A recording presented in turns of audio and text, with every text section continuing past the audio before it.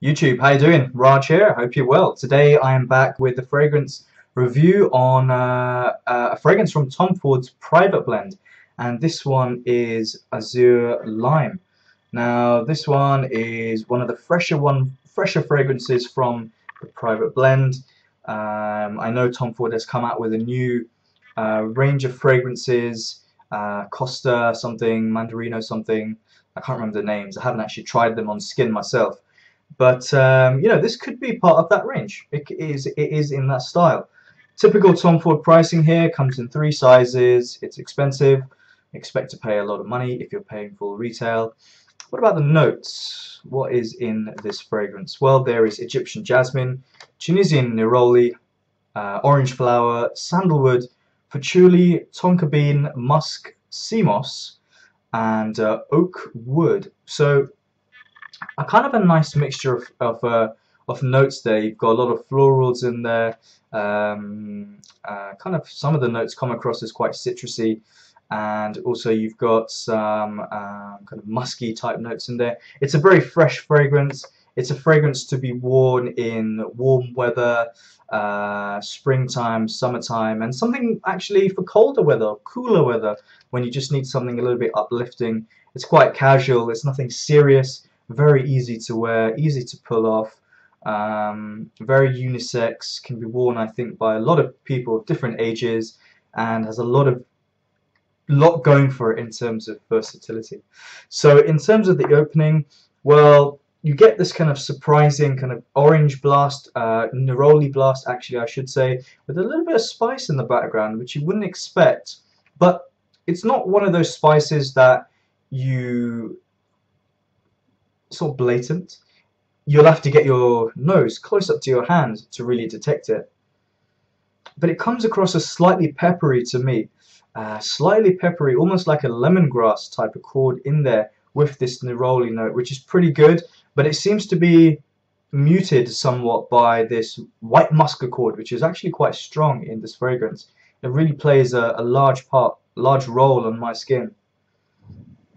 You get this kind of very creamy white floral accord, which is almost a little bit too much for me to handle. I don't like it at this level, but it's done in a quite a measured way, and it's very even and nicely balanced with a lot of the other fresh ingredients in there.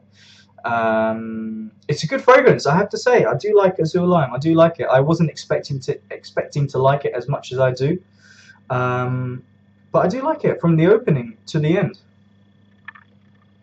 As you go along, you get this kind of wet, mossy style accord, which you are likely to find in the new Tom Ford fragrances. I've only smelled them on paper. I can't remember which one it is. I think it might be Costa Azzurra, where it has a similar accord. This kind of wet, white, musky, mossy style accord. It's nothing fresh, but it's kind of not damp and musky or dirty in that sense at the same time. It's a nice blend here. I like it. It's nothing outstanding. It doesn't sort of make me think, wow, what a scent this is, but it's just so nice to have on skin. You know, it's a great post-workout scent. Sometimes it's a great pre-workout scent, because sometimes I go running and I like to spray this on. A couple of sprays, you know, when you're running, as your hands move along, you get the scent up in your nose. I think only fragrance enthusiasts spray on anything before doing any workouts, but there you go. And it's pretty good afterwards as well. It has that kind of fresh out of the shower type of accord, and it's a good fragrance. You know, it's nothing complicated. It's just, it is what it is. I don't know why it's so expensive, because it's Tom Ford, actually. That's the answer. But it doesn't need to be. It doesn't feel that it's that expensive to me. It's a well executed fragrance. It has similarities, I feel, to Keton Man, which I don't really think that much of. And there are parts of this fragrance, actually, parts of Azure Lime, which I think are quite ordinary, but are kind of saved by some pretty good notes in there. I do like this white musk accord. I do like the neroli that's used in here. Maybe a little bit too floral for my liking in terms of the white florals. There's a kind of a green aspect in there as well. There's kind of like a green, a wet, leafy, thick greenness in there. but kind of in the background. It is noticeable, but the notes that really jump off your skin the most are a muskiness, a white muskiness, and a citrus, and it's just well put together and simple. So guys, what do you think about this fragrance? Are you a fan? Do you think it's okay? I get pretty good longevity out of this. I get about 6 or 7 hours. No complaints there. It doesn't jump off the skin too much, but it is noticeable in the opening hours. Never received any comments or anything like that, but I don't know, it just didn't happen. Solid fragrance. I'm going to go with 7 out of 10. Doesn't blow my mind, but it was good to try. It's good to have a sample of these fragrances, just to, you know, just to sample stuff. So yeah, guys, over to you. What do you think of this fragrance? Is it one of the best in the private blend? Should it have been discontinued? I'm actually surprised that it survived.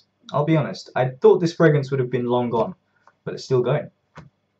So yeah, thanks guys. Check out my Facebook page, and it's always great to hear from you and interact with everyone.